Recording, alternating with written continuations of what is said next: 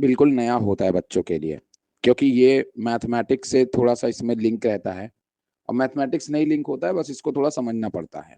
ठीक। तो पहला जो वीडियो था वो पूरा का पूरा मेंडल जी के बारे में था, जिससे आपको एक बेसिक कॉन्सेप्ट मिलता है कि आप जेनेटिक्स में क्या पढ़ने जा रहे हो। ठीक है, इसलिए इसके पहले वीडियो से ही इसकी इंपॉर्टेंस शुरू हो जाती है। तो सबसे पहली चीज तो यही था कि आप मेंडल जी के बारे में जानते हैं, जिससे आपको एक बेसिक आइडिया मिलता है कि जेनेटिक्स में आपको क्या पढ़ना है। ठीक। दूसरी चीज मैंने आपको बताया हुआ था, मेंडल ने 3 लॉ दिए हुए थे। मेंडल के 3 लॉ थे, law of dominance, law of segregation और लॉ ऑफ इंडिपेंडेंट असॉर्टमेंट। ध्यान सुन लो मेरी बात। लॉ ऑफ डोमिनेंस था, ठीक है, और एक था आपका law of segregation, law of segregation, ठीक, और तीसरा वाला जो पॉइंट था वो था law of independent assortment, independent assortment. अब देखो, दो तो आप लोगों ने नहीं पढ़े हैं, ये दो तो मैं आपको अभी नहीं पढ़ा पाऊंगा, ठीक है, इसका वीडियो देख लीजिएगा। बट इन सबसे अलग हट करके जो लॉ है वो है लॉ ऑफ इंडिपेंडेंट असॉर्टमेंट, जिसके बारे में आज हम बात करेंगे। और इसी का जस्ट अपोजिट खड़ा होता है लिंकेज। लिंकेज को मेंडल जी ने नहीं दिया था, ध्यान सुनिएगा। लिंकेज मेंडल के रूल को फॉलो नहीं करता है, मतलब लिंकेज जो टर्म है वो मेंडल के लॉ ऑफ इंडिपेंडेंट असॉर्टमेंट को फॉलो नहीं करता है। या फिर से मैं जो बात बोल रहा हूं ध्यान सुनिएगा। मेंडल के तीसरा लॉ जो था वो था law of independent assortment. Independent assortment था जो कि जो रिजल्ट सामने लाता था, जो रिजल्ट मेंडल का लॉ ऑफ इंडिपेंडेंट असॉर्टमेंट सामने लाता था, लिंकेज उसे फॉलो नहीं करता था। लिंकेज किस किस लिंकेज को देने वाले साइंटिस्ट टीएच मॉर्गन साहब, ये अलग थे, और इसके साइंटिस्ट क्या थे, अलग थे। इसके साइंटिस्ट थे मेंडल साहब, ठीक है। तो दोनों के साइंटिस्ट क्या थे, अलग थे। दोनों अलग अलग इंडिविजुअल पे एक्सपेरिमेंट किए गए। मेंडल ने अपने एक्सपेरिमेंट को किया पी प्लांट पे, मटर के पौधे पे, और टीएच मॉर्गन ने अपने लिंकेज का जो एक्सपेरिमेंट था उसको किस पे किया, ड्रोसोफिला मेलानोगास्टर पे, ड्रोसोफिला पे किया। बात समझे, दोनों के एक्सपेरिमेंट। बट तुम लोग तो मान लो नहीं थे लेक्चर के अंदर, तो इसीलिए मैं लॉ ऑफ इंडिपेंडेंट असॉर्टमेंट को एक बार थोड़ा सा रिवाइज कराता हूं, हल्का सा, ताकि आपको मोटा मोटा आइडिया मिले कि what is law of independent assortment. ठीक। तो बहुत ही मोटा मोटा सा बात बताऊंगा, उसको बहुत ध्यान सुनिएगा मेरी। चलिए हम अब आ जाते हैं सीधे, 2 लाइनें खींच लेता हूं मैं आपके सामने, और फिर बहुत ही आराम से देखना, कोई दिक्कत नहीं आएगी, ठीक है। जब जागोगे तभी सवेरा हो जाएगा।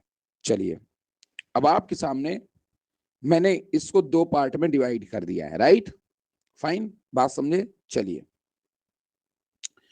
ओके, मान लेते हैं यहां पे आपके सामने एक आदमी है। क्या, एक आदमी है, ठीक है। चलिए मान लेते हैं आपके सामने एक आदमी है, फाइन। इसके पास में ब्लू आई है। कैसी आई है, ब्लू आई है। ठीक, एक आदमी है, इसके पास में ब्लू आई है। फेस मत ब्लू समझ लेना, बस आई को ब्लू समझना, ठीक है। चलो, और इसके जो पैर हैं वो शॉर्ट हैं, छोटे हैं। पैर कैसे हैं, छोटे हैं, ठीक है। तो इसकी आई कैसी है, इसकी आईज ब्लू हैं, ठीक है। और इसके पैर कैसे हैं, छोटे हैं। छोटे मतलब स्मॉल हैं, या हाँ स्मॉल लेग, ठीक है। चलिए, ये बात समझ गए, फाइन। इसकी क्रॉस आप एक फीमेल से करा दीजिए। चलिए भाई, एक फीमेल बना लीजिए, फाइन। हमने इसकी क्रॉस जो है वो एक फीमेल से करा दी। चलो भाई,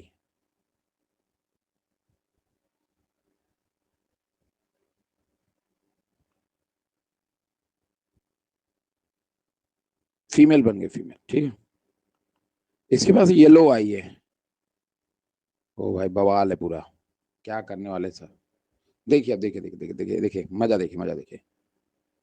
इसके पास कैसी आई है बेटा, येलो आई है। अन अकेडमी तो पागल बन जाएगा भाई साहब, फट ना जाए अन अकेडमी हंसते हंसते। ये येलो आई है, ठीक है, और इसकी पैर जाहिर तौर पे भाई टॉल है, टॉल लेगा इसकी, ठीक है। चलिए, अब हमने इन दोनों को क्रॉस करा दिया। क्या करा दिया? क्रॉस। क्रॉस कराया तो सबसे पहले लेते हैं according to Mendel. According to Mendel, according to Mendel independent assortment, independent assortment, ठीक है। चलिए, अगर हम मेंडल के इंडिपेंडेंट असॉर्टमेंट की बात करें तो मेंडल जी ने कहा था कि जब हम दो कैरेक्टर लेते हैं, when we take a two character, जब हम टू कैरेक्टर्स लेते हैं, जब हम कितने कैरेक्टर लेते हैं? टू कैरेक्टर्स लेते हैं, किसी भी इंडिविजुअल में दो कैरेक्टर को सिलेक्ट करते हैं, तो ये दो कैरेक्टर, जो दो कैरेक्टर होते हैं, they are independent. It means that अगर मान लो किसी के पास ए कैरेक्टर है और बी कैरेक्टर है मेल के पास, और किसी फीमेल के पास ए कैरेक्टर है और स्मॉल बी कैरेक्टर है, तो जो कैपिटल ए वाला कैरेक्टर है वो स्मॉल बी के साथ भी जा सकता है, और कैपिटल ए वाला जो कैरेक्टर है वो कैपिटल बी के साथ भी जा सकता है। उसी तरह कैपिटल बी वाला जो कैरेक्टर है वो स्मॉल ए के साथ भी जा सकता है, और कैपिटल बी वाला जो कैरेक्टर है वो कैपिटल ए के साथ भी जा सकता है।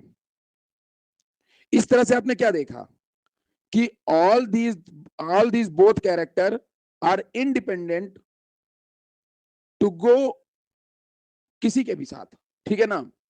मतलब ये जो दोनों कैरेक्टर हैं, ए है और बी है, एक किसी के भी साथ जाके पेयर बना सकता है और बी किसी के भी साथ जाके पेयर बना सकता है, because these both character are independent on each other. मतलब independent, not dependent on each other, okay. Both character are independent, एक किसी के भी साथ जा सकता है, छोटे बड़े किसी के साथ में, ये कैपिटल बी के साथ भी जा सकता है, स्मॉल बी के साथ भी जा सकता है। उसी तरह बी कैपिटल ए के साथ भी जा सकता है, स्मॉल ए के साथ भी जा सकता है। It means that A are independent, B are also independent. जब हम दो कैरेक्टर को लेते हैं तो कभी भी दो कैरेक्टर जो है वो बच्चे में साथ साथ नहीं जाते हैं। ऐसा किसका कहना था? मेंडल जी का कहना था। साथ साथ जा भी सकते हैं, साथ साथ नहीं भी जा सकते हैं, ये उस कैरेक्टर के ऊपर डिपेंड करता है। नहीं समझे मेरी बात? अगर हम मेंडल के हिसाब से चलें और बच्चे की पैर छोटी बन जाए, बच्चे का पैर क्या बन जाए? छोटा बन जाए। बच्चे का पैर छोटा बन जाए तो मेंडल के हिसाब से बच्चे की आंख क्या हो जाएगी? ब्लू हो जाएगी। नहीं नहीं, बच्चे की आंख जो है वो येलो भी हो सकती है और ब्लू भी हो सकती है। तो देखिए, मैंने पैर को छोटा कर दिया और अब की बार जो आंख है उसको मान लो मैंने कर दिया येलो। क्या कर दिया? येलो कर दिया, ठीक है। देखते रहिए बेटा, बस देखते रहिए। उसी तरीके से मान लो एक और इंडिविजुअल बच्चा बन गया, एक और इंडिविजुअल बच्चा बन गया, ठीक है। उसके पैर छोटे तो हैं, मान लेते हैं उसके पैर छोटे हैं, ठीक, पर उसकी आंखें ब्लू हो गई। ऐसा ही बन सकता है। ब्लू आई छोटे पैर के साथ भी आ सकता है और छोटा पैर येलो के साथ भी जा सकता है। ये जरूरी नहीं कि जब जब उसकी पैर टॉल हो तो उसकी आंखें कैसी हो? येलो हो।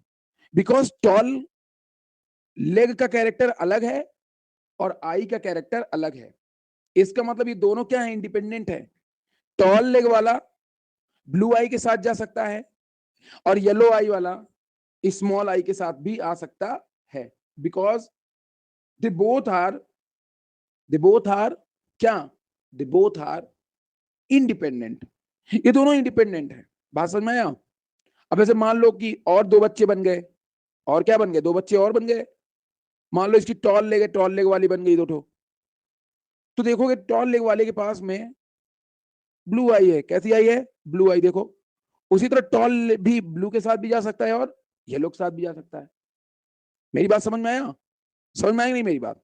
समझ गए कि नहीं? मेंडल का यही कहना था, मेंडल का यही कहना था कि मेरे भाई जो टॉल, जो मतलब कैरेक्टर्स हैं, दे आर इंडिपेंडेंट, वो किसी के साथ भी जा सकते हैं अगर वो दो कैरेक्टर हैं तो।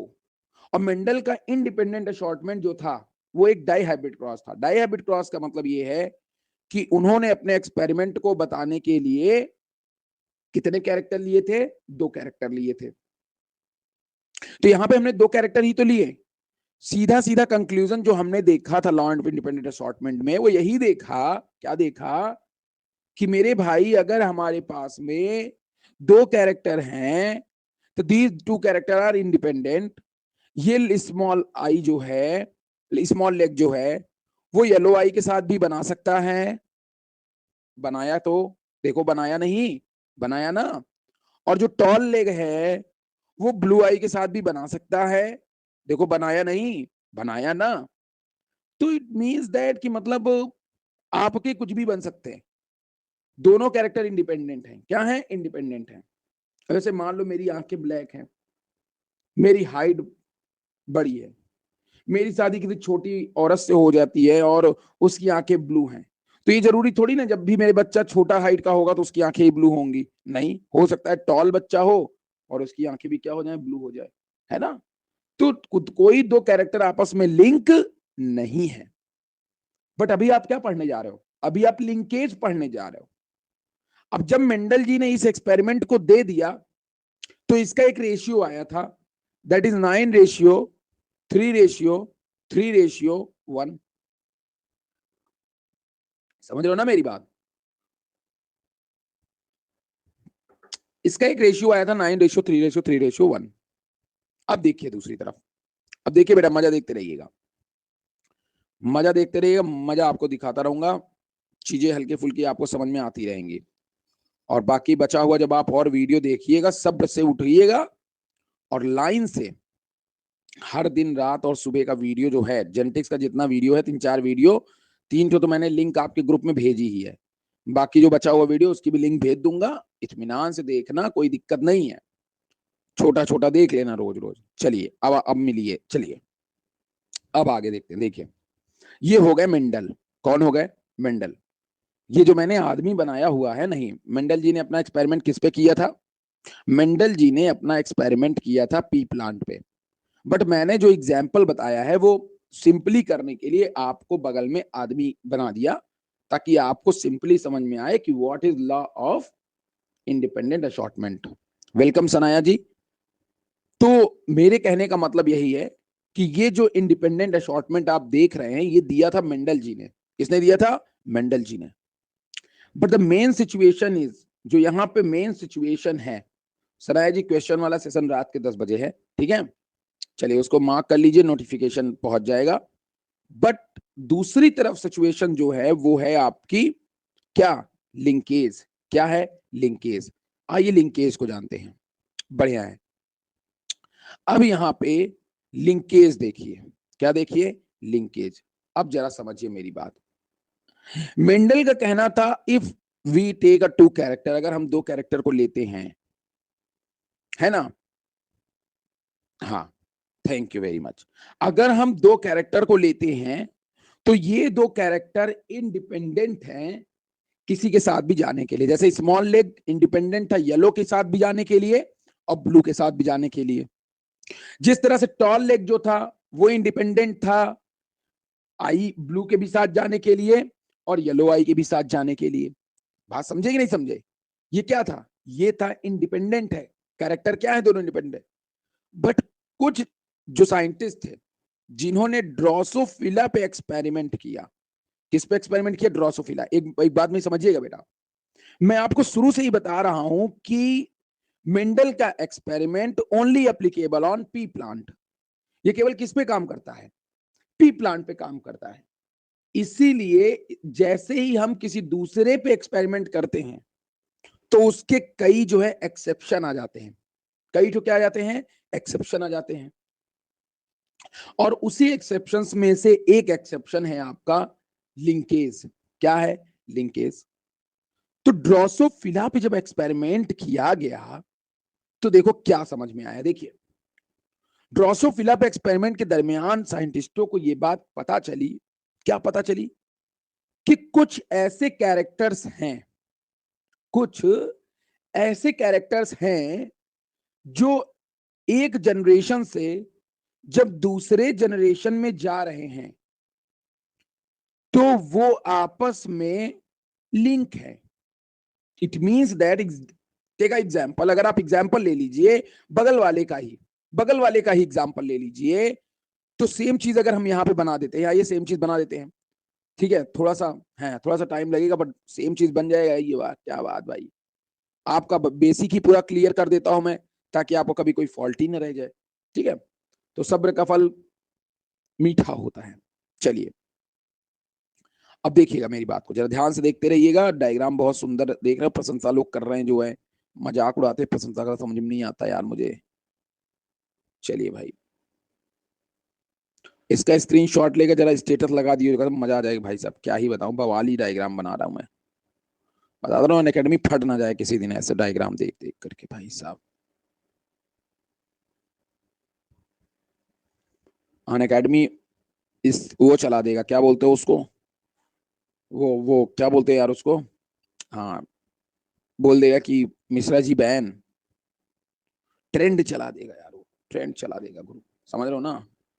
चलिए यहाँ पे आइज ब्लू कर लीजिए भाई, आइज ब्लू कर लीजिए, वही सेम चीज उतार लीजिए, आइज ब्लू कर लीजिए, ठीक है। चलिए, और स्मॉल लेग कर लीजिए, स्मॉल लेग कर लीजिए, ठीक है। चलिए दूसरी तरफ इधर सेम थिंग आर हैपन, तो इसको भी आप येलो आइज कर लीजिए, येलो आइज कर लीजिए, और भाई टॉल लेग कर लीजिए, ठीक है, टॉल लेग कर लीजिए। फाइन, समझ में आया। अब देखो, अब ऐसे रिजल्ट रिजल्ट देखिए, रिजल्ट देखिए बेटा, रिजल्ट देखिए। गदेला बनाओ, गदेला, तो गदेला बना रहा हूँ मैं, गदेला बना रहा हूँ। तो फुल, मैं तो भूल ही जाता हूँ कभी कभी, मेरी क्लास नहीं है, अकेडमी है यार, वो गॉड, गदेला। चलो भाई आ गए हम लोग, फाइन।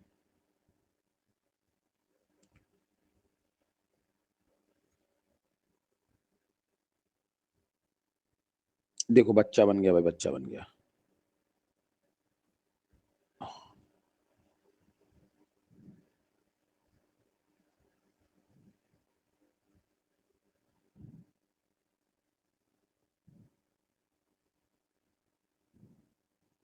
देखिए कुछ आइडिया लगा मैं आपको क्या समझाने वाला हूं, अब समझ ही गए होंगे आप।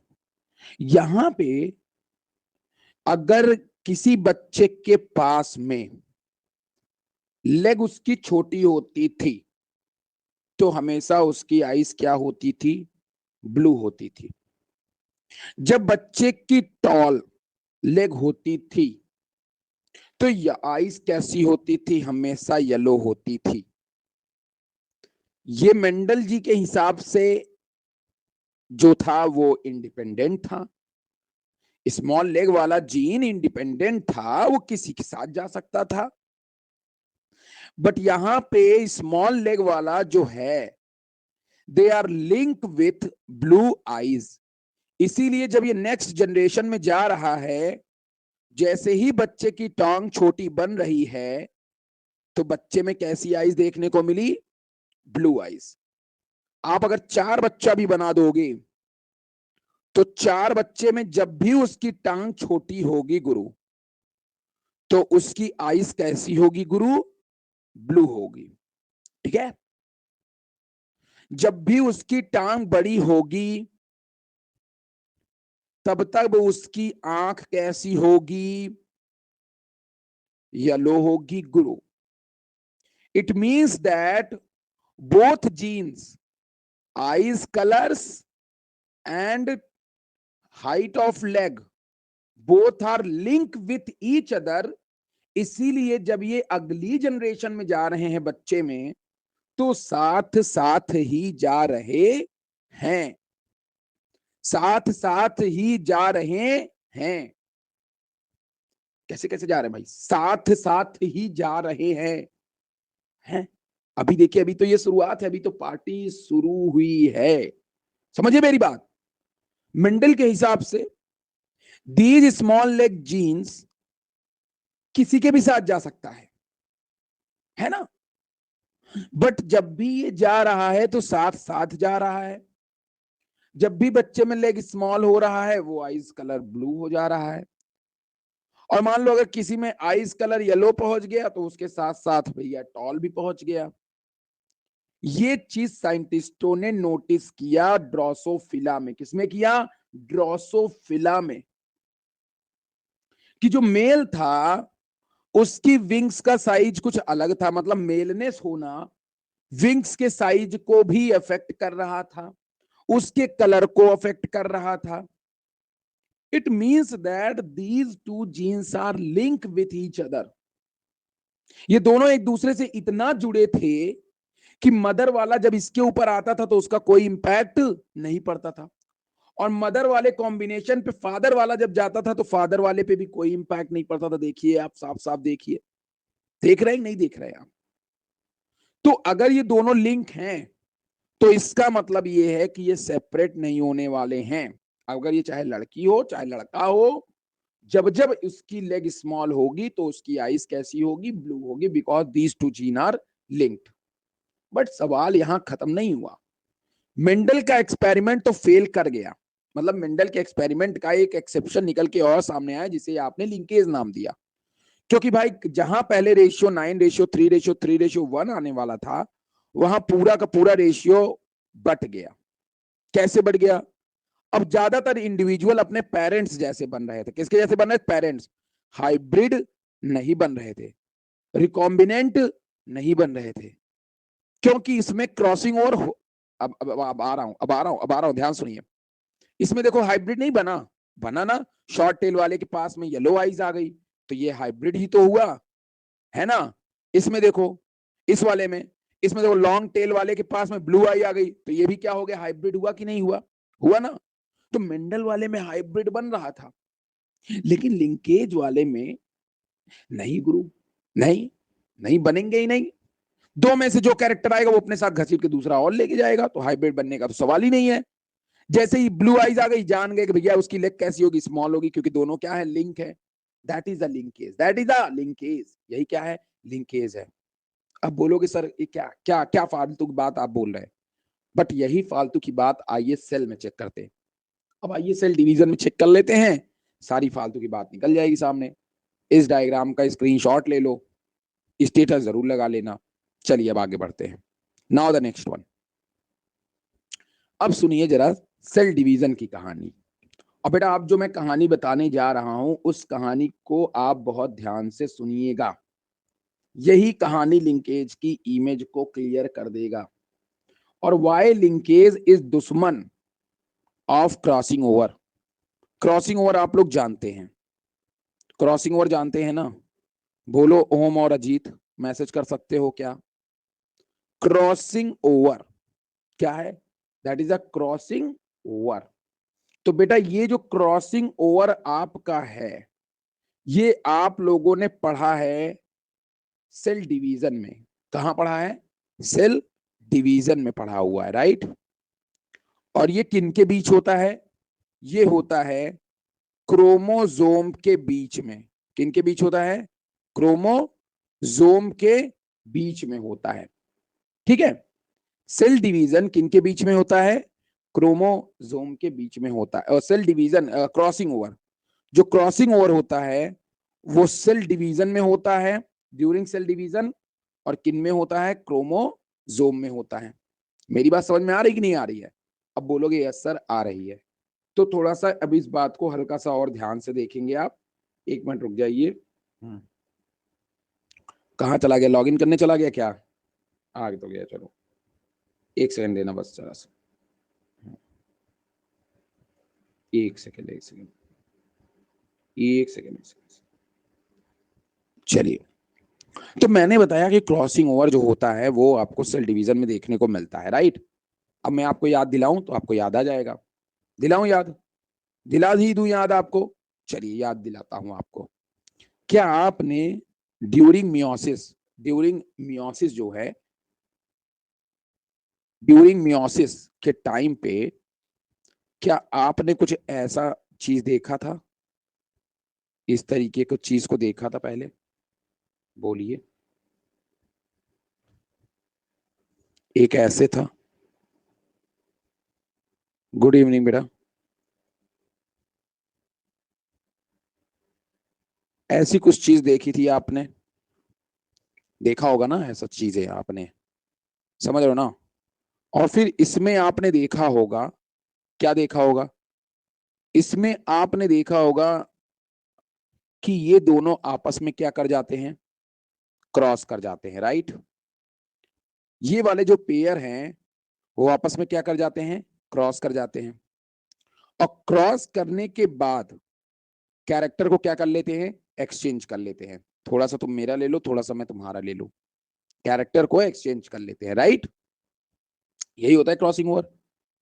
तो इसका जीन का कुछ कैरेक्टर इसके में चला जाता है, इसके कुछ जीन का पार्ट इसके में चला जाता है, और इसके कुछ जीन का पार्ट इसमें चला आता है। That is known as recombination. इसको हम क्या बोलते हैं, रिकॉम्बिनेशन बोलते हैं। तो आफ्टर क्रॉसिंग ओवर कौन सी प्रोसेस डन होती है, रिकॉम्बिनेशन। कौन सी प्रोसेस होती है, रिकॉम्बिनेशन होती है। सुनिएगा मेरी बात को बेटा, बहुत ध्यान सुनिए। बट लिंकेज को बताते वक्त ये बात पता चली कि अगर यही बगल में एक जीन और हो, अगर इसी जीन के बगल में एक जीन और हो, तब फिर ये वाले क्रोमोसोम कभी भी इस जीन को अपने साथ खींच नहीं पाएगा। ये वाले जीन को कभी भी दूसरा वाला क्रोमोसोम अपनी तरफ अट्रैक्ट नहीं कर पाएगा, और ना कर पाने के कारण इनमें रिकॉम्बिनेशन नहीं होगा। क्यों, क्योंकि ये दोनों जीन आपस में क्या होंगे, लिंक होंगे। इनके बीच क्या पाया जाएगा, लिंकेज पाया जाएगा। तो जिस चीज में लिंकेज होता है या जो जीन लिंक्ड होते हैं वो कभी भी जल्दी क्रॉसिंग ओवर नहीं करेंगे, और जब भी जाएंगे किसी चीज में तो साथ साथ जाएंगे। मेरी बात समझ में आ गई कि नहीं आई, बोलो बोलो, समझे, वरना मैं आपको और सिंपली समझाता हूं। हाँ समझे। तो लिंकेज जो है वो दुश्मन है किसका, क्रॉसिंग ओवर और रिकॉम्बिनेशन का। अब इसको एक सिंपल कहानी का एग्जाम्पल आइए आपके सामने, एकदम कहानी का एग्जाम्पल आपके सामने, एकदम प्यारा सा एग्जाम्पल आप सामने मैं देने जा रहा हूं। देखिए बहुत बढ़िया क्वेश्चन, बहुत बढ़िया एग्जाम्पल। मान लीजिए कि आपके पास में तीन दोस्त थे, थ्री फ्रेंड्स, थ्री फ्रेंड्स थे, मान लो FREINDS, फ्रेंड्स स्पेलिंग देख लेना गुरु, गलत हो गया मैं जान रहा हूं, थ्री फ्रेंड्स थे, FRIENDS होता है क्या, हाँ ठीक है भाई, तीन दोस्त थे मान लो, ठीक है तीन दोस्त। अब इन तीन दोस्तों में दो तो लड़के थे, दो ठो लड़के थे, ठीक है, तीन दोस्तों में जो थे वो दो क्या थे भाई, लड़के थे मान लो, दो ठो मान लो भाई लड़के थे, ठीक है दो लड़के थे। चलो भाई ये हो गए दो लड़के भाई आपके, ठीक है, चलो ये दो लड़के हो गए, और उसी में एक तीसरी लड़की थी। ये भाई हो गई लड़की आपकी, ठीक है, चलो दो दोस्त लड़के, तीसरी है लड़की। ये दोनों दोस्त सोचते थे कि ये जो लड़की है ना इसकी दोस्ती मुझसे ज्यादा है, ये वाला सोचता था कि इसकी दोस्ती मेरे से ज्यादा है, दैट इज अ ए वाला, और दैट इज अ बी वाला, बी वाला सोचता था इसकी दोस्ती मेरे से ज्यादा है। समझ में आ रही मेरी बात की नहीं, दोनों को लगता था कि इसकी दोस्ती मेरे से ज्यादा, इसकी दोस्ती मेरे से ज्यादा। बट सवाल इस बात का था कि किससे किसकी दोस्ती। तो सवाल क्या हुआ कि अब मेरी बात बहुत ध्यान सुनिएगा, मैं बड़ी तगड़ी कहानी आप सामने लाया हूं, कभी आप भूल नहीं पाएंगे लिंकेज को। अब देखिए मेरी बात, जो बी वाला है वो हर समय इस लड़की के साथ रहता था, बी वाला, जो बी वाला है वो हर समय इस लड़की के साथ में रहता था गुरु, है ना। बी वाला कौन वाला, बी वाला, बी वाला वो हमेशा लड़की के साथ में रहता था। और जब ये हमेशा लड़की के साथ हो तो ए जिसको हमने आज माना है क्रॉसिंग ओवर, क्या माना है, क्रॉसिंग ओवर, जब दोनों आपस में साथ साथ रहते थे मतलब लिंक रहते थे, क्या रहते थे, लिंक रहते थे, तो क्रॉसिंग ओवर मतलब ए वाला कभी नहीं आ पाया। बात समझे कि नहीं समझे? समझ गया ना मेरी बात? ए वाला कभी नहीं आ पाया इनके बीच में। लेकिन जैसे ही ये बी वाला अमेरिका चला गया, बेटा बहुत ध्यान से इंपॉर्टेंट लाइन बोलोगे सर कहानी में कौन सा इंपॉर्टेंट, समझो यार। जैसे ही ये बी वाला जीन या बी वाला लड़का अमेरिका चला गया, कहां चला गया? अमेरिका चला गया। तो इस लड़की से इस जीन की डिस्टेंस क्या हो गई? बढ़ गई। इस लड़की से इस जीन की डिस्टेंस क्या हो गई? बढ़ गई।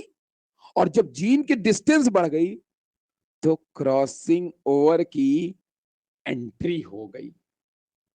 और क्रॉसिंग ओवर की एंट्री हो गई मतलब रिकॉम्बिनेशन हो गया, लिंकेज खत्म हो गया। तो अगर हम दो जीन के बीच के डिस्टेंस को बढ़ा दें तो वहां क्रॉसिंग ओवर हो जाएगी।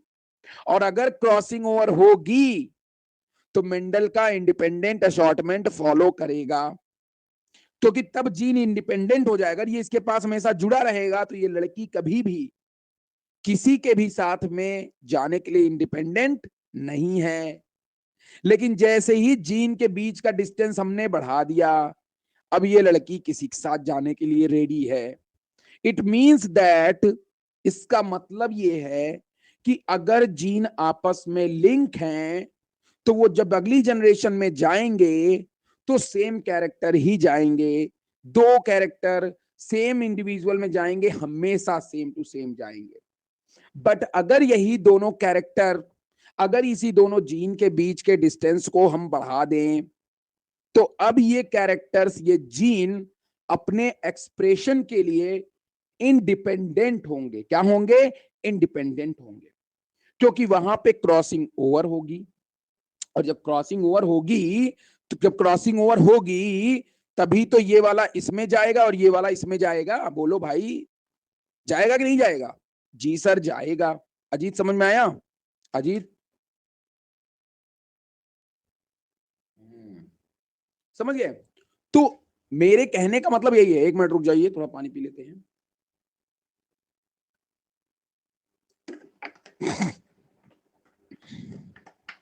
हाँ, ओके फाइन। तो अब इजिली आप लिंकेज का एक अंदाजा लगा लिए होंगे, जिसको मैंने आपको सेल के थ्रू भी बता दिया और मैंने आपको जो है एक नॉर्मल बेसिक एग्जांपल के थ्रू भी मैंने आपको ये चीजें बता दी। ठीक, बट अभी कहानी बची हुई है, क्योंकि मैंने आपको जस्ट एग्जाम्पल बताए हुए हैं बट किताबों को अभी मैंने नहीं बताया है। बट एक चीज और ये है कि आपको इसी को ध्यान में रखना है। क्या ध्यान में रखना है?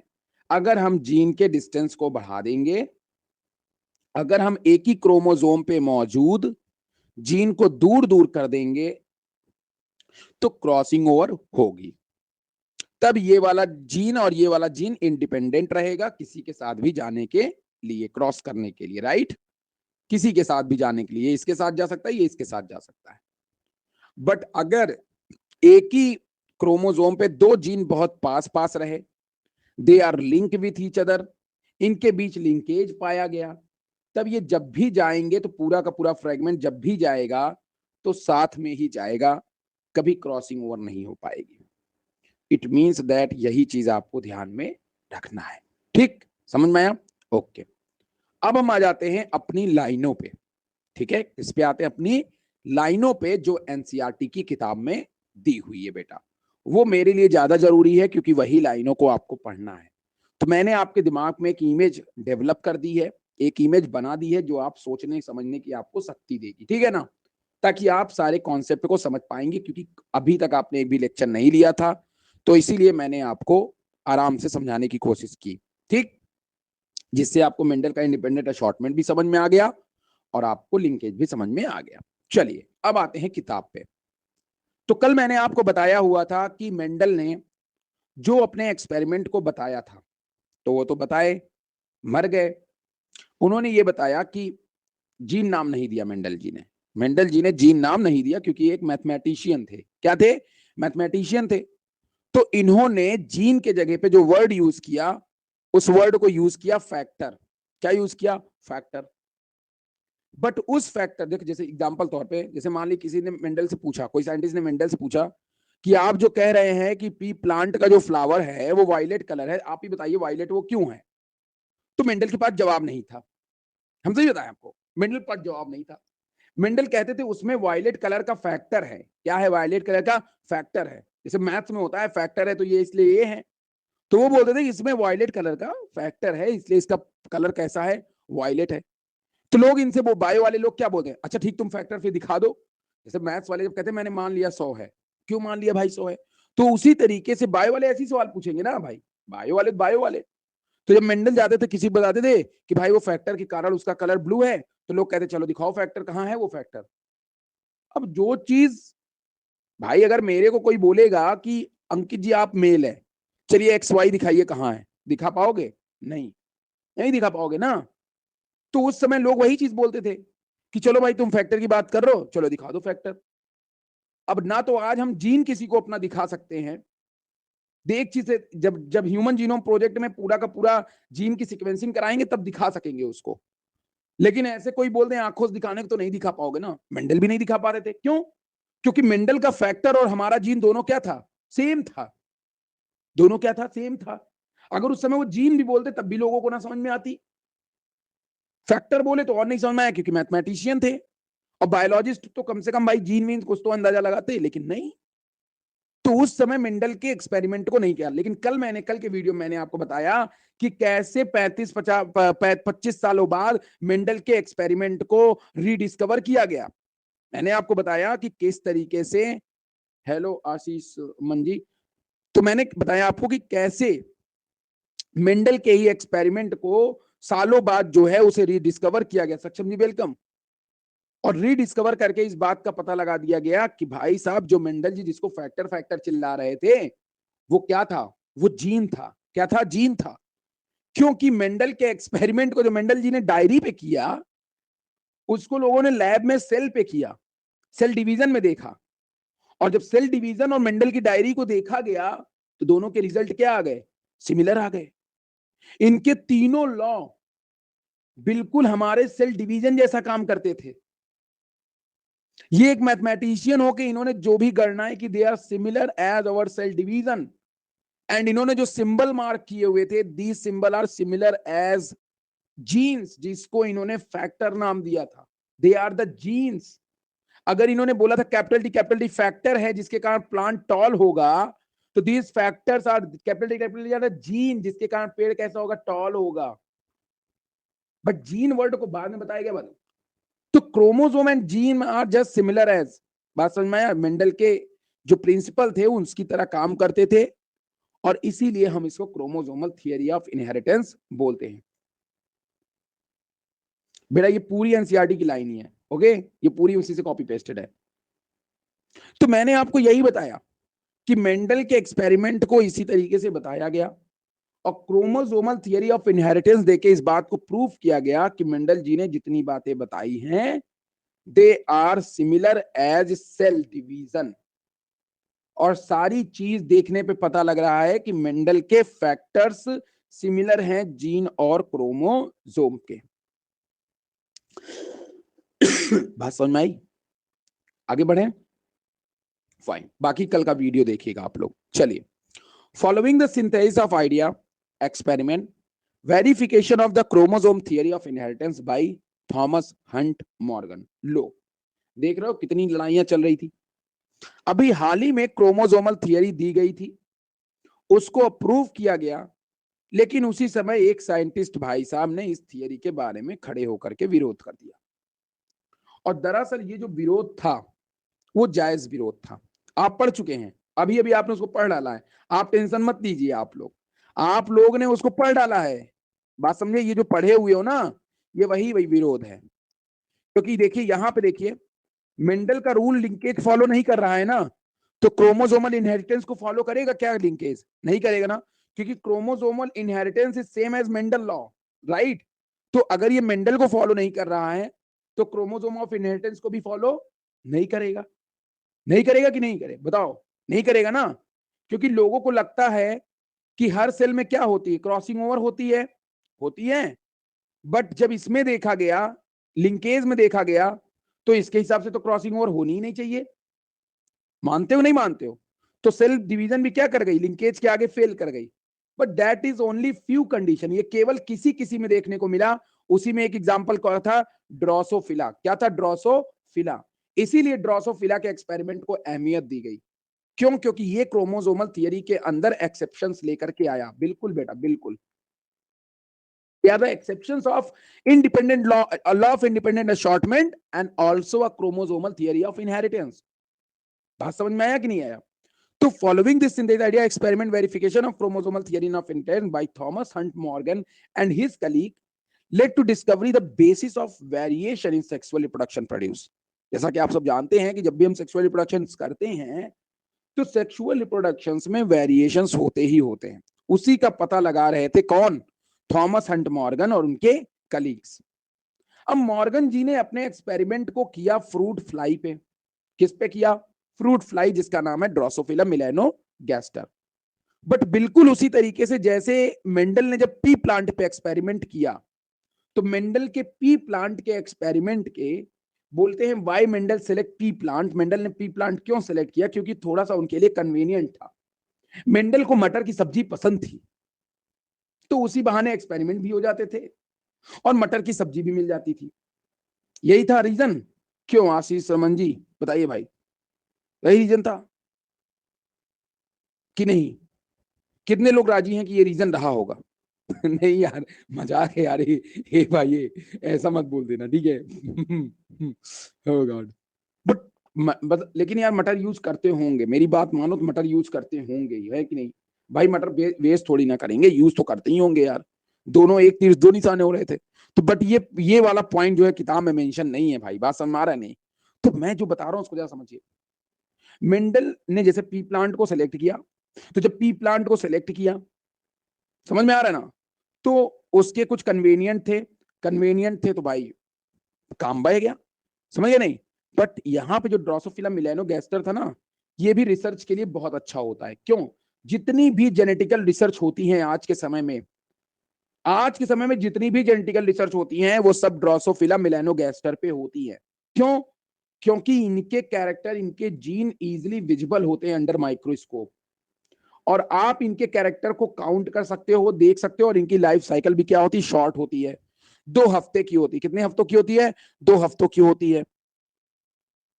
और ये एक ही बार में कई लार्ज नंबर ऑफ प्रोजेनी जो है वो देते हैं। हाँ सुरजीत जी, बेटा ये वो वाला क्लास है एकेडमिक। आप जो है कल नहीं आए हुए थे सेशन में, जो है रात वाले में, आइए 10 बजे वाले में, ठीक है? अगर इसमें रह के पढ़ना चाहते तो कोई बात नहीं है। चलिए, तो अब समझो। तो इसको आप लेबोरेटरी के अंदर जब इन्होंने बताया, तो बताया कि ये अपनी लाइफ साइकिल को 2 हफ्तों में कंप्लीट कर लेते हैं। एक बार जब ये मेटिंग करते हैं तो उसमें बहुत ज्यादा अमाउंट में फ्लाइज प्रोड्यूस करते हैं, जिससे ऑब्जर्वेशन सिंपल हो जाता है। Also that was clear differentiation of sexes. साथ में इसमें मेल जो होती है वो फीमेल से इजिली आइडेंटिफाई हो जाती है, which one is male and which one is female. And also it is many types of heredity variations can be seen in low power microscopes. और इनको माइक्रोस्कोप में देख के हम इजिली समझ सकते हैं कि इनमें क्या क्या वेरिएशंस आए हैं आफ्टर रिप्रोडक्शन। ठीक, चलिए अब आगे बढ़ते हैं, एनसीईआरटी की लाइनों को आगे और लेके चलते हैं। लिंकेज एंड रिकॉम्बिनेशन, आइए देखते हैं ड्रोसोफिला यहां कैसे काम करता है। अब देखिए, Morgan carried out by several dihybrid crosses. Dihybrid crosses मतलब 2 कैरेक्टर को लेकर के, जैसे मैंने भी 2 कैरेक्टर लिया था 2 कैरेक्टर। भले मैंने ड्रोसोफिला ना लिया हो, लेकिन कैरेक्टर तो 2 लिए ही थे। Eyes blue and small leg लिए थे कि नहीं? तो उसी तरह से ये ड्रोसोफिला में 2 कैरेक्टर लेते थे। ड्रोसोफिला जो फ्रूट फ्लाई है उसमें ये 2 कैरेक्टर लेते थे, इसीलिए हम इस क्रॉस को बोलते हैं dihybrid cross. To study genes that were sex link. ये कैसे थे? सेक्स लिंक थे बेटा। सेक्स लिंक मतलब कि जब जब वो मेल होगा तब तब उसके विंग क्या होंगे? बड़े होंगे। एग्जाम्पल के तौर पे, सेक्स लिंक का मतलब यह है कि सेक्स के साथ में लिंक होता था एक जीन, कि मेल के साथ में जब भी मेल बनेगा, जैसे मान लीजिए कि मेरा बच्चा है, मैं मान लीजिए मैं हूं, मेरी वाइफ छोटी है, अगर लड़का पैदा हुआ तो लड़का हर बार टॉल होगा। लड़का हर बार क्या होगा? टॉल होगा। लड़की पैदा हुई तो हर बार क्या होगी? डॉर्फ होगी। तो क्या मैं बोल दूं कि मेरे टॉल होने का कैरेक्टर मेरे सेक्स के साथ में लिंक है। अब समझ में आ गया कि नहीं? मतलब जब जब बच्चा टॉल होगा तब तब वो मेल होगा, तो उसके मेल वाला जो कैरेक्टर है they are link with tallness. बात समझ में आया कि नहीं? तो this type of things are that is a sex link. The cross was similar to dihybrid cross carried out by Mendel in pea plant. बिल्कुल उसी तरह से ये क्रॉस कराया इन्होंने जैसे मेंडल ने पी प्लांट पे कराया था, बिल्कुल उसी तरह क्रॉस कराया जिस तरीके से मेंडल ने पी प्लांट पे कराया था। बट दोनों का रेशियो गुरु बदल गया। For example Morgan hybridized yellow body, इन्होंने क्या लिया? येलो बॉडीज लिया और कलर कैसा लिया? व्हाइट आई फीमेल लिया, व्हाइट आई फीमेल लिया, yellow bodies white eyed female लिया। दूसरी तरफ जो मेल लिया क्रॉस कराने के लिए that have brown body red eye male ले लिया। ये दो बॉडी वाले लिए, दो ठो ले लिए भाई, ठीक है ना? And intercross their F1 progeny, दोनों को क्रॉस करा दिया। He observe that two genes did not segregate independently. It means that जब भी येलो बॉडी होती थी तो उस फीमेल में व्हाइट आई होती थी। उसकी आई कैसी होती थी? व्हाइट आई ही होती थी। Means these two characters are link with each other. ये दोनों कैरेक्टर आपस में क्या थे? लिंक थे। क्या थे? लिंक थे। इसीलिए येलो बॉडी कभी भी रेड आई के साथ में नहीं गई और रेड आई कभी भी येलो बॉडी के साथ में नहीं गई। व्हाइट आई कभी भी ब्राउन बॉडी के साथ में नहीं गई, because these two character are link with each other. And देखो लिखा हुआ है कि these two progeny and intercross their F1 progeny. He observe that two genes did not segregate independently of each other। जैसे किसमें करता था? मेंडल वाले में करता था। मेंडल वाले में जब करता था तो कॉम्बिनेशन क्या बनते थे? 9:3:3:1। नहीं समझे मेरी बात? इसको नहीं समझे आप? चलिए आइए समझाता हूं मैं आपको, आइए समझाता हूं बेटा, समझाता हूं। इस रेशियो का मतलब भी देखते हैं, देखते चलते हैं। देखिए सब समझा दूंगा आपको बारी बारी, सब बढ़िया बता। देखिए मैंने बोला आपसे कि ये दोनों आपस में क्या है? लिंक है। तो जब जब फीमेल बनेगी तब तक उसकी बॉडी कैसी होगी? येलो होगी और आईज कैसी होगी? व्हाइट होगी, because this is the link. बात समझ में आया? उसी तरीके से मान लो अगर मेल बनेगा तो उसकी बॉडी ब्राउन होगी और आईज कैसी होगी? रेड होगी। ये चीज फिक्स है। क्या है? फिक्स है। क्योंकि ये क्या है आपस में? ये कैरेक्टर आपस में क्या है? लिंक है। क्या है? लिंक है। ये आपस में क्या है? लिंक है। मेरी बात समझे कि नहीं समझे? बट मेंडल जी कहते थे नहीं नहीं नहीं, 9:3:3:1। What is 9:3:3:1? आइए देखते हैं। मान लीजिए अगर किसी की बॉडी क्या है? येलो है। क्या है? येलो है। देखिए बेटा ध्यान सुनिए, अगर किसी की बॉडी येलो है, येलो बॉडी है, ठीक, इसको हम मान लेते हैं capital Y capital Y capital Y capital Y.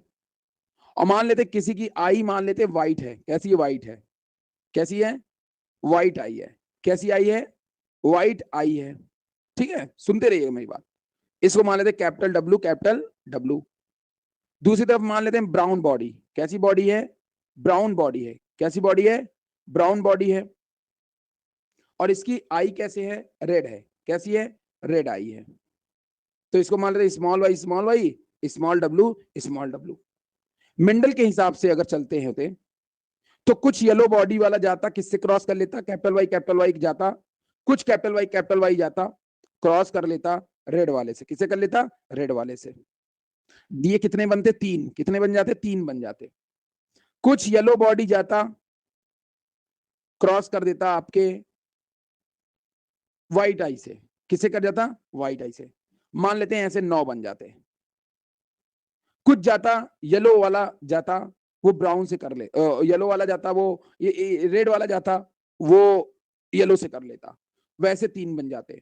कुछ जाते, व्हाइट वाला जाता, वो इससे कर लेता। मेरे कहने का मतलब जरा समझिए, इसमें हर तरीके के कॉम्बिनेशंस बन सकते थे, बट इसमें कोई कॉम्बिनेशंस नहीं बनेगा। क्यों? क्योंकि ये किसी के साथ जाने वाला नहीं है। क्यों? क्योंकि ये दोनों आपस में क्या है, लिंक है। अगर ये इसके पास जाएगा तो इसके साथ पीछे पीछे ये भी जाएगा, तो इसीलिए यहां क्रॉसिंग ओवर पॉसिबल नहीं है। इसीलिए तो मैंने आपसे बोला कि these are linkage and these are recombinations. अगर जहां लिंकेज होगा वहां रिकॉम्बिनेशन नहीं होगा। और इसका जीता जागता एग्जाम्पल बयां करता है एनसीईआरटी का डायग्राम। बात समझे? क्या बयां करता है? एनसीईआरटी का डायग्राम। बट उसके पहले हम कुछ चीजें आइए पढ़ लेते हैं, फिर एनसीईआरटी के डायग्राम को देखेंगे। ठीक, देखिए इधर। Morgan and his group knew that the gene were located on X chromosomes and saw quickly that when two genes are dihybrid cross were situated on the same chromosomes, the proportion of parental gene combination were much higher than non-parental type. It means that अगर मान लो कोई gene आपका है और उसमें X वाले में वो जीन जो है वो क्या है आपका, पास पास है, तो जाहिर तौर पे अगर उस वो लिंक है तो वो बिल्कुल पेरेंट जैसा बनेगा। बट अगर वो जीन मेंडल जैसे दूर दूर जगह पे है तो वो कभी भी पेरेंट जैसा नहीं बनेगा, वो रिकॉम्बिनेंट टाइप बनेगा। कैसा बनेगा? रिकॉम्बिनेंट टाइप बनेगा। Morgan attribute this due to physical association of linkage of two gene. और ये जो पेरेंट जैसा दिखता था वो इसलिए दिखता था क्योंकि दोनों जीन फिजिकली क्या होते थे, आपस में लिंक होते थे। Morgan attribute this due to physical association और लिंकेज ऑफ टू जीन। मतलब जब आप इनको माइक्रोस्कोप में देखेंगे तो आप पाएंगे these two genes are link with each other. और इस टर्म को इन्होंने नाम दिया लिंकेज। क्या नाम दिया? Linkage. And describe the physical association of genes on a chromosome and term recombination to describe the generation of non parental gene combinations. अगर क्रॉसिंग ओवर हो गई तो वो कैसा बन जाएगा? नॉन पेरेंटल बनेगा, है ना? तो उसमें क्या होगी? रिकॉम्बिनेशन होगी। बात समझ रहे हो ना? On a chromosome and the term recombination यहां से अलग हो गया, and the term recombination to describe the generation two non parental gene combination. मतलब कि जो रिकॉम्बिनेशन हो रहा है इसका मतलब वो पेरेंट से मैच नहीं करेगा। क्यों? क्योंकि उसमें क्रॉसिंग ओवर हो रही है। उसमें जो बच्चा है उसमें मेल का भी कैरेक्टर आ रहा है और फीमेल का भी आ रहा है।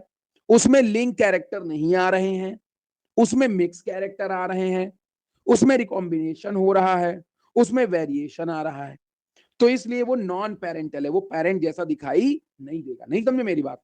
मान लो मेरी आंख ब्लैक है और हाइट टॉल है, मेरी मिसेस का मान लो आईज ब्लू है और उनकी हाइट डॉर्फ है, ठीक है। अब जो बच्चा बना वो मान लीजिए टॉल बन जाए और उसकी आईज कैसी हो जाए? ब्लू हो जाए, तो हम बोलेंगे कि नॉन पेरेंटल ही तो है। भाई हमारे जैसा कहाँ है? हमारे जैसा होता तो या तो मेरे जैसा होता या तो उनके जैसा होता, बट ये तो मिक्स आ गया यार। मेरी बात समझ में आया कि नहीं आया? तो दे आर द रिकॉम्बिनेंट। वो कैसा है? वो रिकॉम्बिनेंट है। ठीक, तो दो पहलू थे। एक वो कि दोनों फिजिकली अगर पास पास होंगे तो लिंक होगा, और दूर दूर होंगे तो नॉन पेरेंटल होगा, वहां पे रिकॉम्बिनेशन होगा। Mendel and his group also found that even when gene were group on the same chromosomes, अगर कोई जीन जो है वो सेम क्रोमोसोम पे है और वो टाइटली लिंक है, उनमें रिकॉम्बिनेशन क्या होगा बेटा? लो होगा। क्या होगा? लो। मिल गया लाइन कि नहीं मिल गया? बोलो, लाइन मिला। और यही आपके एनसीईआरटी में डायग्राम में क्रॉस ए है। क्रॉस ए को देखोगे तो वहां पे रिकॉम्बिनेंट केवल 1 पॉइंट समथिंग है और नॉन रिकॉम्बिनेंट जो है वो आपके, सॉरी रिकॉम्बिनेंट 1, हाँ नॉन रिकॉम्बिनेंट पेरेंट जैसे 90 के ऊपर है परसेंटेज। आपके एनसीईआरटी डायग्राम में खोल के देखिए, पीछे बना हुआ है, उसमें देखेंगे नॉन रिकॉम्बिनेंट पेरेंट जैसे 97 है और विदाउट पेरेंट वाले जो है वो 98 है और विदाउट पेरेंट वाले 1 पॉइंट समथिंग है। तो इस तरीके से हम देख रहे हैं कि अगर जीन फिजिकली बहुत टाइटली लिंक होंगे, आपस में जुड़े होंगे, तो they have low recombination, low crossing over. और अगर वो लूजली लिंक होंगे, मतलब थोड़े दूर दूर पे होंगे, तो they are so higher linkage. लड़की वाली कहानी, बस समझ में आया? For example, he found that the genes white and yellow were tightly linked. Drosophila के केस में येलो और व्हाइट क्या थे? आपस में लिंक थे। येलो और व्हाइट आपस में, आपकी बुक में डायग्राम है, व्हाइट और येलो आपस में क्या है? लिंक है।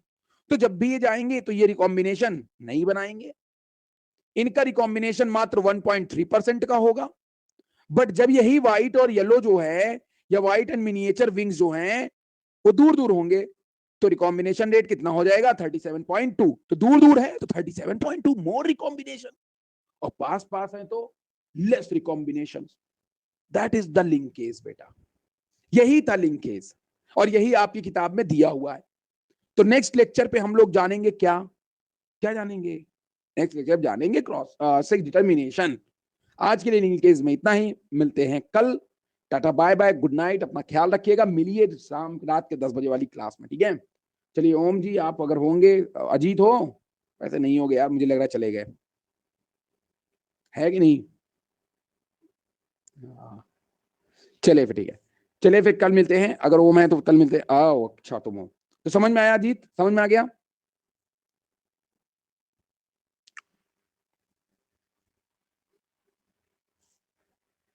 बोलो भाई, लिंकेज समझ में आया। चलो ठीक है, चलिए बाकी क्लास रहेगी ही, क्लास में और अच्छे समझ जाओगे, तो यही चीज समझा रहा था। चलिए चलते हैं, ठीक है, tata bye bye, good night.